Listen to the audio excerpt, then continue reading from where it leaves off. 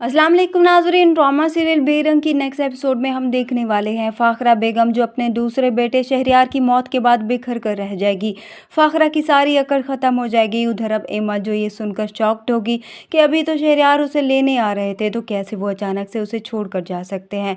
अब एमा और दुर्दाना दोनों ही इन सबका कसूरवार एमल को ठहराएंगी। यही मनहूस है और उससे ही शहरयार लेने के लिए जा रहा था, तो उसके साथ ये सब कुछ हो गया। हालांकि शहरयार की मौत की जिम्मेदार एमा ही है। उसने ही जानबूझकर शहरयार का एक्सीडेंट करवाया।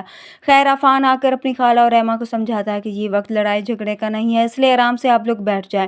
फ़ाखरा को कुछ होश नहीं होता, मगर अफान आकर अपनी माँ से कहता है कि मम्मी हमें आपकी बहुत ज़रूरत है, इसलिए प्लीज़ आप हमारी खातिर अपना ख्याल रखें।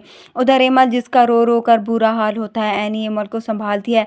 एनी की माँ भी अपनी बेटी के लिए बहुत परेशान होती है कि पहले एनी बेवा हुई तो अब उसकी बेटी एमल भी, मगर एमल और अपनी माँ को एनी तसल्ली देती है कि अल्लाह ताला सब बेहतर करने वाला है, हमें सब्र से काम लेना चाहिए। उधर एमा जिसे कोई फ़र्क नहीं पड़ेगा, तो दुर्दाना एमा से कहती है कि तुम्हें देखकर लग नहीं रहा कि तुम्हें अपने शौहर के जाने का गम है।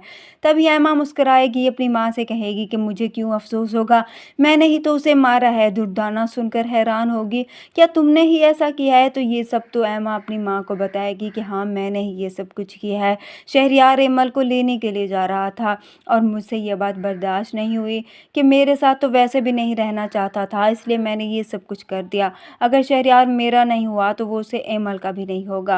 वो अपनी माँ से कहती है वैसे भी मुझे इसकी कोई ज़रूरत नहीं थी, उसे हमें जो चाहिए था वो मिल गया था। दुर्दाना एमा से कहती है तुम्हें मुझे तो बताना चाहिए था कि तुम ये सब करने जा रही हो। अब दुर्दाना डरी होती है कि कहीं दोनों ये फंस ना जाएं। उधर अब अफान जो दोनों की बातें सुन लेता है। अफान तो सुनकर हैरान होता है कि एमा इस हद तक भी जा सकती है।